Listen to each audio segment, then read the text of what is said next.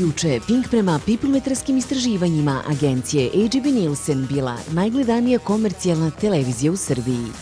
Sa udelom od 20,81% naš program je privukao najviše publike. Najgledanije emisije ovog četvrtka bile su Nacionalni dnevnik sa 1.200.000 gledalaca. U poređenju sa B92, čije se vesti godinama emituju u ovom terminu, naš informativni program je ubedljivo gledaniji sa skoro 4 puta više gledalaca. Serija Mala nevesta sa 1.115.000 i serija Nasleđe jedne dame koju je pratilo 1.109.000 gledalaca. A uz Sve za ljubav bilo je čak 1.763.000. I ovog puta veoma gledana je bila i emisija 48 sati svadba koju je pratilo 1.421.000 gledalaca, dok je uz seriju Miris proleća bilo 1.132.000.